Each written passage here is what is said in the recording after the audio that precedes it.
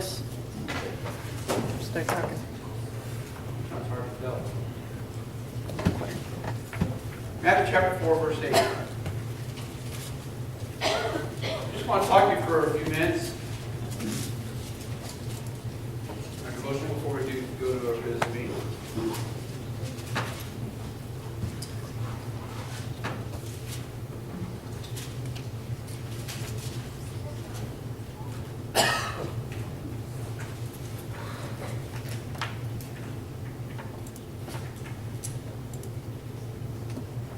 Matthew chapter 4, I said verse 8, verse 18. That's what happens when you put the glasses on. The 8 becomes 18. And Jesus, walking by the Sea of Galilee, saw two brethren, Simon called Peter, and Andrew his brother, casting a net into the sea, for they were fishers. And he said to them, "Follow me, and I will make you fishers of men." And they straightway left their nets and followed him. And going on from thence, he saw two other brethren, James the son of Zebedee, and John his brother, into a ship with Zebedee their father, mending their nets, and he called them. And they immediately left the ship and their father, and followed him. Let's go, Lord, and work prayer this time. Heavenly Father, again, we're thankful for the opportunity to be here this evening. Thank you so much for each one who saw fit to be out tonight. And I pray, dear God, that you would just bless the reading of your word here. And Lord, help us to realize our need for being involved in your work. But Lord, more importantly, help us to realize our need to follow your Son, Jesus, in our life. And, Lord, help the decisions that we make to be based upon how we're going to follow, how we're going to be a disciple. And I pray to God that you would just bless this church as she strives to be seeking your will in this area. We ask these favors and give you the praise in Jesus' name. Amen. You ever heard an announcement like this?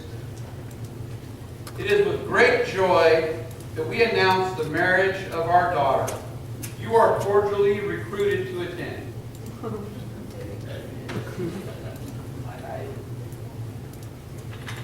You don't usually hear the recruitment part of that, do you?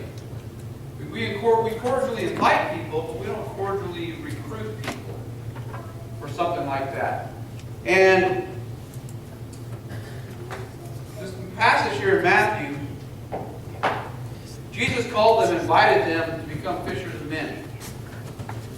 And they left their nets and they went. Now they had skills as fishermen. He could have recruited them in the sense that, hey, you've got the skills that I'm looking for. I need you to be doing this or to be doing that. But he called them and invited them to come along on a journey that was going to change their lives. And it was a journey to follow him. I want to talk to you just for a little bit about inviting versus recruiting. Okay? And in some ways, there may not be a big difference. And I want to say up front, it's not necessarily wrong to recruit people for certain things. Okay? But I want us to think about this. As we're going to be electing directors of our program and such tonight. And then next month we'll be electing our teachers and others. And I want you to understand something. Sometimes we get into the recruitment aspect of this, but honestly, it should be an invitation. Okay? And this is something that I have thought about for a while. And I like the thought of people, directors of our different programs, whether they're directors that will, the ones that we'll do tonight, or any different ministries that we have. seeking out, going and getting other people and stuff like that. But honestly, it is because we need to be showing them, hey, this is how we're going to follow the Lord. Would you like to come along? We'd like to invite you to do that. This little thing about a wedding announcement that said you were cordially recruited to attend. You've never received a wedding announcement like that, but you get invited to weddings. And, they come on fancy paper and they include sometimes little ribbons on there or different things, You ever see certain fancy invitations? They've got that extra little slip of paper in there. What's that for? So it doesn't stick. I mean, it's a little bit more fancy. It's a little bit more, nice and everything. And someone put a lot of thought and effort into making the wedding invitation. Sometimes when people are graduating, they have, fancy stuff like that too. Oh, you got your little card, you got your graduation invitation and stuff like that. You got your little card in there. And you got Charlotte's grandmother, when she would send you a birthday card, stuff like that. You had to be careful about how you opened it, because the confetti and different things would fall out. Okay, so you had to, but she would try to fancy it up somehow and make it special, okay, because she thought the occasion or whatever was special. So when you receive an invitation that's like this, you're invited to be part of something, and you feel like it's something special. Okay? But what if we treated people who volunteer for different positions in our church, what if we treated them this way? What if we invited people to volunteer instead of recruiting them? What if we really showed them how special it is?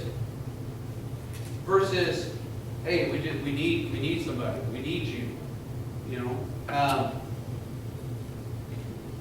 Things that you get invited to: weddings, baby showers, birthday parties, dinners with friends,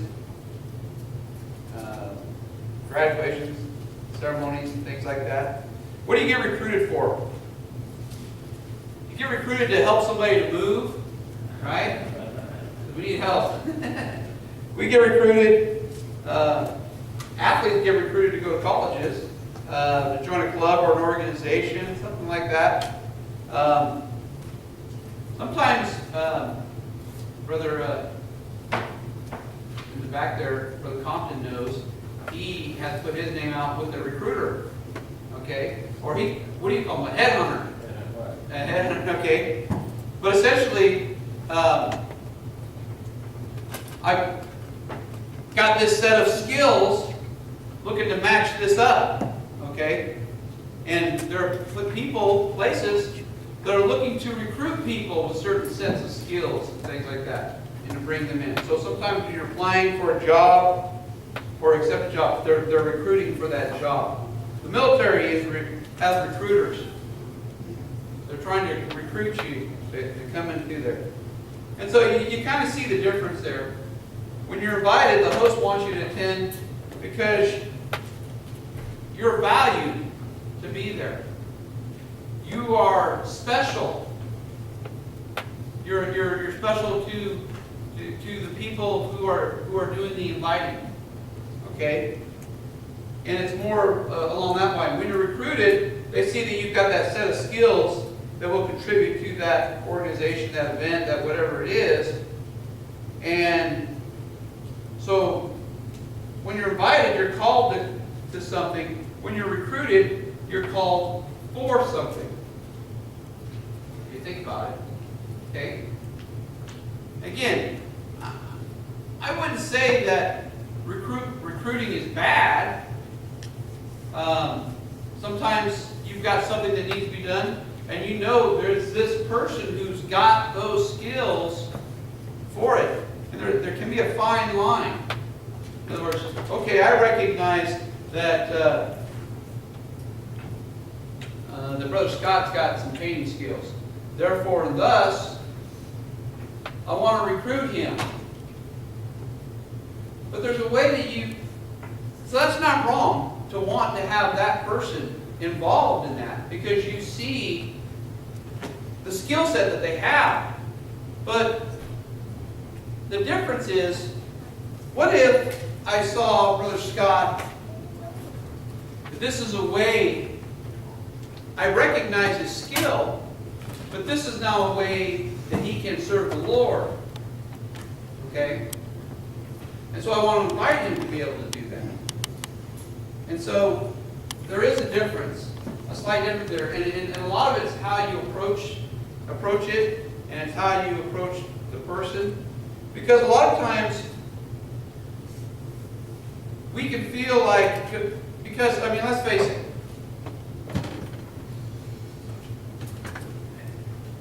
me and Brother Writings, the paid staff here, we can't do it all, obviously. And we need help.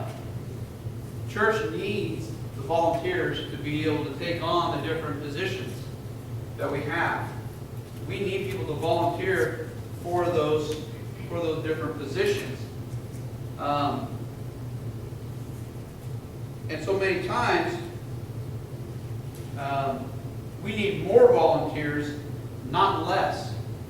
But a lot, every year as we get closer and closer and closer and closer to the time when it comes time to sign up to volunteer for a position, we're like, I don't know if I want to do that this year. I want to do this, or I don't want to do anything. And I understand that feeling. I think a lot of us understand those feelings. We're too busy. We're too this. We're too that. I know it needs to be done. But, and there's a lot of times it's about how tired I am. It's about how much time I have. It's not about, am I going to follow the Lord in His leading? And there's a big difference there. I don't like filling positions just to fill positions. So we can say we've done our job, we recruited people, we got enough people, we put them in there. Because a lot of times when positions are filled that way, nothing great comes from that. And there's a few people who will rise to the occasion of what that position needs, but they may just barely basically cover that need. Okay?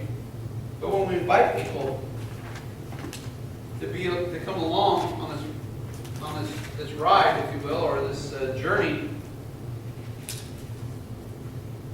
we need to make sure we're not just trying to recruit people versus inviting them to be along. Because we don't want people to feel like they're just a cog in the wheel. You know what I'm saying?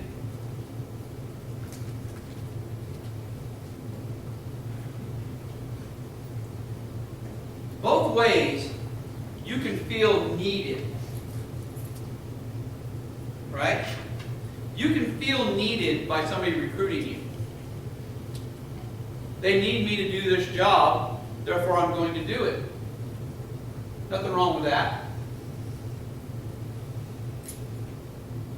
But when you feel you need to do the job, because this is how I am going to follow the Lord, that's a whole different ballgame. Okay? We read there about Jesus calling some of His disciples. They didn't have to go follow Him.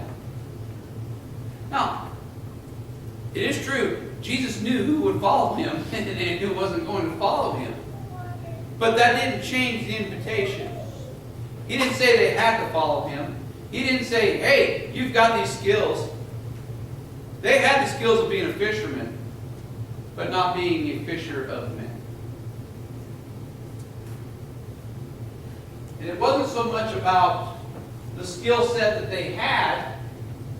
It was about following Him. Because I guarantee you, I don't care what any of those original 12 disciples, I don't care what skill set they had, they were not chosen because of those skill sets. They had to learn a completely different way of looking at things. So it was more about following than it was about and answering the invitation, being called. It was more about being called to something than being called for something. Okay? And that I'm going to do a little scenario thing here. And no, the names have not been changed to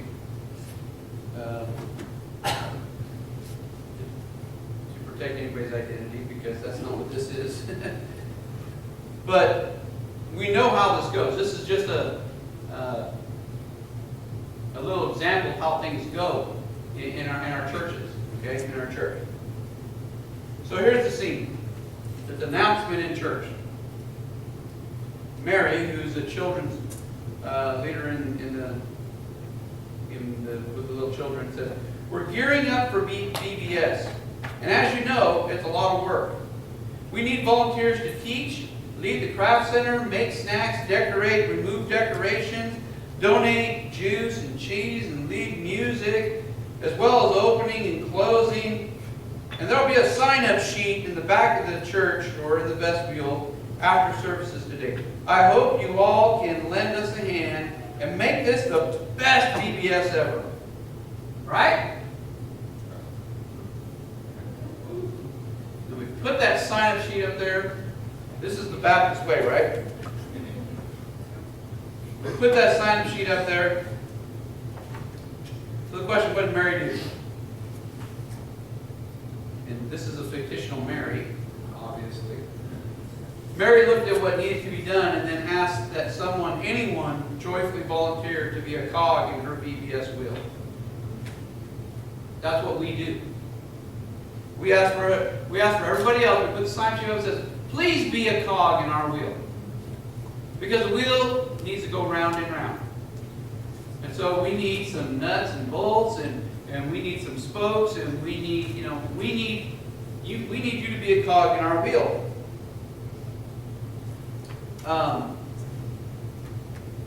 Did Mary get the help she needed? Let's just ask anybody else in here who's ever done the VBS. Do you get everybody just to sign up? No. When we go to do our teaching position, does everybody just sign up and we just have so many to choose from? No. It really doesn't work that way. We do it this way every year, but it just doesn't really work great that way. Why? Well, there's various reasons.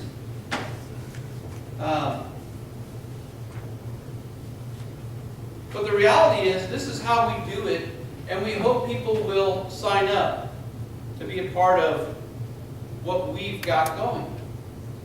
Okay? Let's look at a different approach. Could Mary have been more effective? Yeah, she could have. And instead of asking people to fill voids on her checklist, what if she invited people to make a difference in the lives of children during the VBS week? Okay? And that's the difference. And some of you know, and I really want to do this more in the future, but we need to cast vision for people. And then ask them, invite them to come along on that journey to follow the Lord and make a difference in people's lives. Okay? If that's what they want to do. We look at it as too much of a job instead of a ministry. We look at it as, well, I can only do this, this, this, and this. We're looking at your skill set and your time and your schedule and everything else versus a calling from the Lord. And we've got to change that. We've got to change that attitude in our hearts and minds. When we invite people to service, we ask that they live their faith by using their gifts and their abilities. We're calling them to discipleship, is really what we're doing. We're calling them to be a follower of the Lord Jesus Christ. And that's what we need to remember. That's what I'm trying to encourage you. When Jesus called his first disciples, he called them to follow him. He didn't recruit them for companionship or their fishing skills. He invited them to follow him. And then, isn't that what Christians supposedly are? Followers of Christ. And that's what we should be. But how do we follow Christ in his example? How can we help people live their faith? And so how do we invite them to discipleship? According to a 2012 study of volunteerism done by the Bureau of Labor Statistics, the majority of people who volunteered in the United States did at some sort of faith-based organization or institution, churches and things associated with them. Okay? Faith is the primary motivator to service. So put another way, a person's faith in Jesus motivates them to volunteer. You just have to invite them to live that disciple life, if you will. We need to invite people to be disciples. And that's what I want you to think about. We're going to be doing directors tonight, but we're also between now and next month when we elect teachers and stuff like that, directors. And it doesn't have to be just the directors we do tonight, but other people. Invite others to come along on the journey. Okay?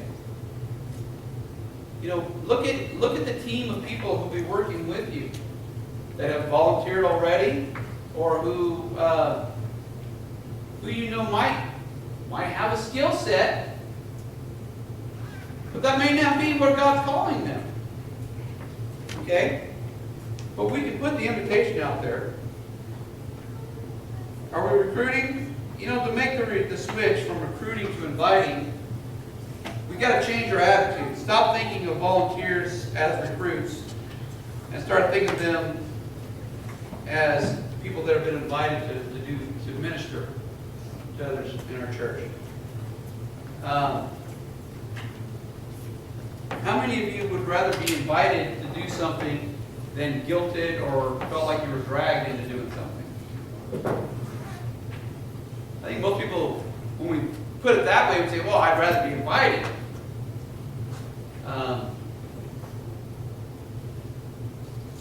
But so many times, we feel guilted. We feel like if the pastor comes to you, you feel like, oh, well, the pastor's talking to me, the pastor, I'll pray about it and I'll do this. That's exactly what I want you to do, is to pray about it. But I've talked to a lot of different people. And I think sometimes people think when the pastor comes and talks to you, they feel guilty about, whether they're going to do this or not. And it's not always about that. It's about inviting people along to be part of what the Lord has going on. But at the same time, we're still going to ask people to volunteer for things. Because we're always going to need people. We don't always know who is wanting to be involved, who's not wanting to be involved. But sometimes, if we're just waiting for everybody to sign up, you won't get some good people involved. There are some that are just waiting. They don't feel adequate. They don't feel like they can. And they're just waiting for someone. Well, they may not be waiting, but in essence, if they were asked, invited, they would. But if they weren't, they won't. Statistics say, there's a lot of people that would come to church if they were just invited. That a lot of people, every time there's statistic on this of people who don't go to church. They say, if one of my friends or somebody I knew, a coworker or something like that, invited me to church, I would go, but they haven't invited me. Now, I think that's a skewed result. I think people like to think that, because how many people have been invited and never come? But I think people like to think that oh yeah, if I was invited, I would go. I would at least go and check it out. They answer that question that way. But you know what? A lot more people would be involved if they were invited to be a part of, that are already saved, that are part of what the Lord is doing.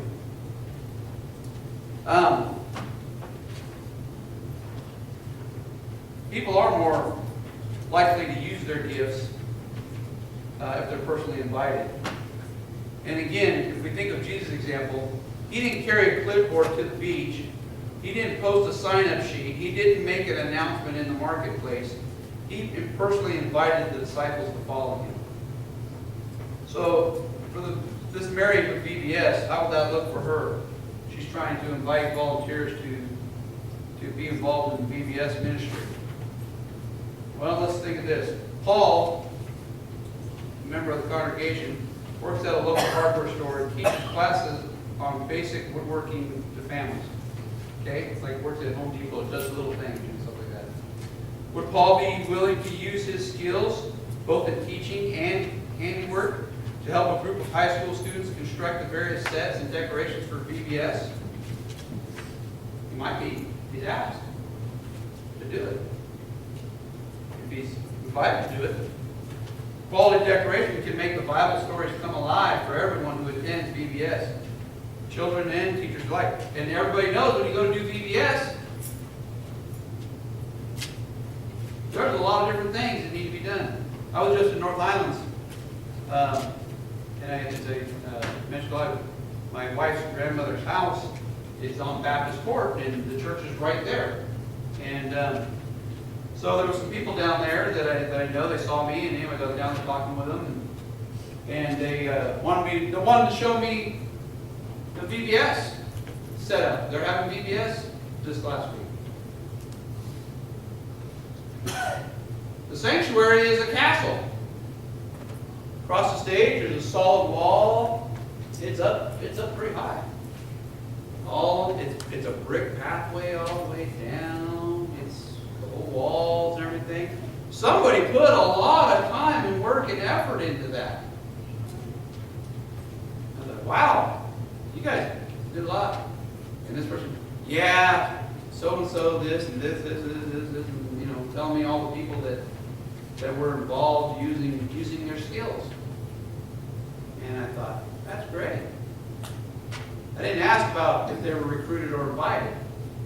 I just know that it happened. So many times, we just want anybody who can come down and help get things done. And then we're disappointed when nobody shows. Because we just put out a general, I need a cog in the wheel recruiting, instead of actively inviting people. And I use this VBS because I came across this little scenario thing. But you know, it doesn't matter what it is. It doesn't matter if it's for discovery. It doesn't matter if it's for outreach. It doesn't matter if it's for our any program that we have, Plus. It doesn't matter if it's for our maintenance, anything that we've got going on. Yeah, you can recognize somebody's skill set, and you can recruit them, or you can recognize how that they can be used of God and invite them. And see the difference. See if we can make a little difference. More importantly, that we as the people in the church will see that we can use our skills for the Lord. Joanne's famous deviled eggs are the star of the church picnic every year. We don't have a yearly picnic per se. Would Joanne be willing to share her culinary gifts in the kitchen during VBS? When children are fed physically, they are better able to concentrate on the Word of God, the spiritual food. The Anderson family, we don't have any Anderson family in our church, is involved in community theater. Would they be willing to play the parts of various Bible characters during VBS? Think of the impact it would make if a child could actually speak to St. Paul. And you know, this kind of inviting, it takes time. It takes more time than making an announcement on Sunday morning and posting a notice for a sign-up sheet on the wall, putting it out on Facebook, whatever. But the extra time and effort will make a much deeper impact. And people want to matter. Okay? You want to feel like what you do means something. That people appreciate it, but that it's more than just somebody appreciating it, that it's for a bigger purpose. It is for following the Lord. And they want to make a difference. And if we take into account people's individual gifts, their giftedness, their ongoing relationships in the church, we can then begin to better understand where, when, and how we can invite them to serve. And so we need to look for that, though. You got to look for that in people. You got to see what people listen. Sometimes what Brother John always says, you know, we can't know people better until we spend some time with them. Okay, getting to know each other. And we need to connect on some deeper levels. We need to connect a deeper meaning. Discipleship, we need to connect that to their service. So when people are called to service, they understand they are not just a cog in the wheel, but rather an essential piece of the bigger picture. They're an essential part of the ministry that's going on in this church. And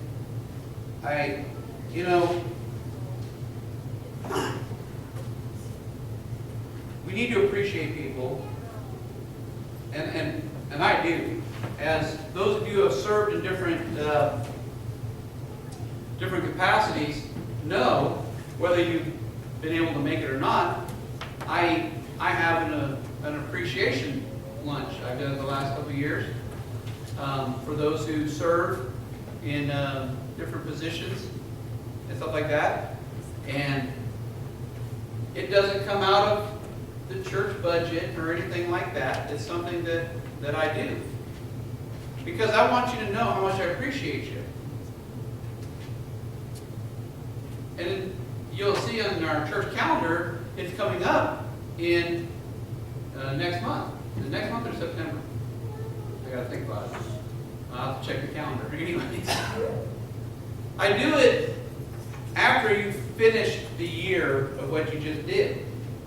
And I started thinking about it. I started thinking, sometimes it's kind of late. It's never too late to appreciate somebody, but it's kind of late to appreciate them and encourage them for service next year when it's already past the time that we've elected officers and things like that. I thought, I wonder if I need to revisit that when I do that. Because I want people to know how much they're appreciated. But how would you be used to follow Jesus this year? Because that's what you have to ask yourself. How can I be used to follow Jesus? How can I be used to impact people for Christ? How can I, just because I'm saying, wouldn't it be better to be invited? Yes, it would. That's not an excuse for people to say, well, nobody invited me, therefore I'm not going to be involved in anything. That's not an excuse. Okay? You know the Lord wants you, if the Lord's tugging on you to get more involved, then you need to get more involved. Jesus puts out the call. We've got to answer the call. We have put out the call to you that we need you to follow the Lord, and we need people who are willing to be a part of the ministry. Okay? And I'd like to personally invite you to be invited to be. But some of you are going to say, yeah, but you're just putting out the general thing. The sign-up sheet's over there. Put your thanking them. No, I'd like our directors to be looking for people. People who would be, they think would be, who could come along and follow Christ and be used in that ministry. I want them to look for people. Not just look for bodies, but look for people. Yeah, there may be people with a certain skill set, but not recruit them just because they have a skill set, but that they can use their gifts and their skills to follow Christ and be part of discipleship that goes on. Because think about it, isn't every class that we do, isn't that part of discipleship? Huh? You know, Jesus didn't have a discovery program. He didn't. He didn't have a plus program. He didn't have just an adult Bible study. He didn't have any one particular program. He had the program. Okay? And all were invited to be a part of it. Now, did he have apostles? Yes, he did. Disciples. The 12 initially that became apostles.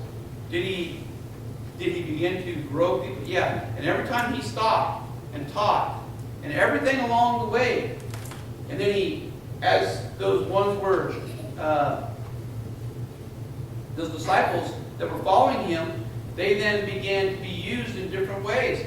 And then they were sent out. Okay? God used them. And then not just them. God sent 70. He had... Where did those people come from? And they were sent out to do the ministry. To do the work. And they were blessed. They came back excited. But Jesus had called them, invited them to be a part of the ministry. I want to tell you, I want to call you, I want to invite you to be part of something that's going to be exciting. It's going to be exciting to be a part of God's ministry and how we deal with other people. And it is discipleship because we're teaching them. We're showing them. And I don't care what it is and how you can use it to affect people. But God's going to use you. So don't say, well, I wasn't invited. This isn't a wedding, baby shower, party. This is obviously different. But we need to remember that. And then we need to appreciate one another.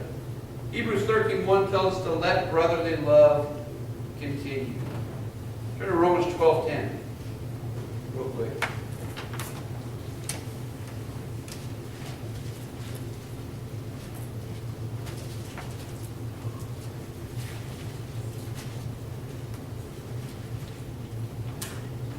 Romans chapter 12, verse 10. It says here, be kindly affectionate one to another with brotherly love and honor, preferring one another. When we look at that in honor, preferring one another, it's dealing with the value to esteeming them. Okay? How we esteem them. And we need to value one another. We need to see the value of each person and how that can be used to affect others. We need to see that in each other. And so, yeah, it takes some time to look and to see who is who and what they are, what they can be used for.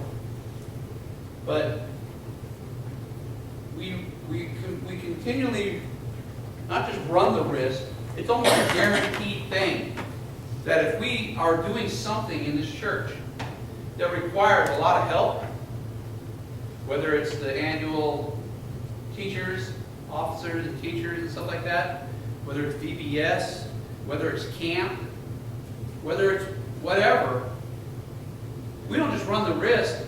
We almost are guaranteed that whoever we put in charge of that is going to be frustrated, is going to be tired, is going to be at their wits' end, is going to be going, man, I don't know. Because we got to fill teaching positions, right? Even preaching positions at camp. Right, brother? He's Brother Tim. You want to call these guys? Sure, I'll call them. And we're looking for people. We're looking for people to fill these positions. So we're in recruitment mode. And the inviting mode has to start a lot earlier. Because you have to see people. You have to see their need. You have to see what they pray about it. And ask them, Lord, who should I be inviting to come along with? Some people are going to sign up. Some people are going to volunteer. And you're going to make people's lives a whole lot easier. Whole lot easier. But there's a reason that when we have different VBS directors every year. It isn't because, man, that was the smoothest, nicest thing, the easiest thing we've ever done, man. Woo, if I'd done it that easy, I'd have volunteered years ago. That's not why. It's just the opposite. And so, a lot of things happen around here. And it can be hectic for a lot of people. And a lot of people take their jobs very seriously, which is good. And yet at the same time, sometimes we take it further than what our one responsibility has to be. And we frustrate ourselves. But I want you to know, the Bible's real clear. He's not forgotten your work of love. He's not forgotten what you've done. And He won't forget what you're going to do in the future. And it's important for us to remember that. We need to prefer one another. We need to see the value in each other. And see how that can be used. If we notice and appreciate our differences, and our differences in our works. Appreciate what we have in common. And what's one thing no matter how different we are, there's one thing we have in common. And that's Jesus Christ. Therefore, we have a basis. Because our fellowship is with God, with each other, is with God the Father and with Jesus Christ. Okay, that's where it stems from. So we do have that in common. But you know what? I bring this because I want us to start thinking a little differently. And if this will help us, some of our frustration levels, then great. If it causes some of our ministries to get a little more effective, if it causes people to be in positions because they're wanting to follow the Lord, not simply wanting to fill a position, that's great. And the people will see the difference. They will see the difference. And I may have even used the term recruiting in the past, but it hasn't sunk in for a lot of people. For directors and for different people in ministry is to seek out people. Seek out people, invite people to be a part of. You know people, you get to know people. You see where they are. And don't just say, hey, for instance, if you're the person who's got a pickup truck or trailer, hey, I noticed you got that. Can we use you? Can we use your pickup? If you've got a pickup, you know how it is. People they ask you, can we borrow your pickup? Okay. Well, just now translate that into some skill that you have. You go, hey, you know how to do this. Can you do this? It's not about fulfilling the ministry, using your gift. It's more about we need you to be this cog in the wheel. We need you to, not because we want you to follow Jesus, because you're the only one we know that can do this. And again, you can recognize people's abilities, but it's more important to recognize, will they follow the Lord and be used of the Lord? That's what Jesus did with His disciples. He called them to follow Him. He then later used their strengths and the different skills that they had. But he had, when it came to doctrine and came to all that stuff, they hadn't taught all that stuff. They hadn't taught how to become fishermen. They didn't come by natural because they were fishermen. So I want you to remember this. I want you to think about this. I'd like us to invite people. Think more about inviting versus recruiting. Because I think you'll like it more. I think it's an attitude. Say if there's a fine line in there, recognizing somebody's skills, and then thus recruiting them or inviting them. That's true. But a lot of times when we're recruiting, and we know somebody's got a specific skill that we need, and they don't want to do it initially, the guilt starts coming in. Are you sure? Are you sure? Are you sure? I don't got nobody else, you know. And I think as a pastor, we're all guilty, you know, of that. And I know I've contacted people and said, hey, are you sure you still don't want to do this? You still, you know. But honestly, it's because I want them to pray about it. I want them to really, because actually sometimes I believe, I'm not the Holy Spirit, but sometimes I believe that people are getting out of ministry, if you will, simply because they're tired, not because it's God wanting them to do something different. And so I'd like to put an invitation right out there in front of them again. Are you sure? Sure, you know. But I personally have to change some of my things too. And I think our church, this time of year will never be less frustrating unless we do it differently. We do it the same way every year. We have the same results every year. We are, by definition, insane. Because we do it the same way every time, expecting a different outcome. That's insane. So, pray about that. All right, that's my sermotional.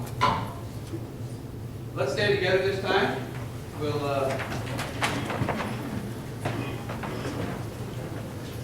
have a prayer. Give you about 5 minutes.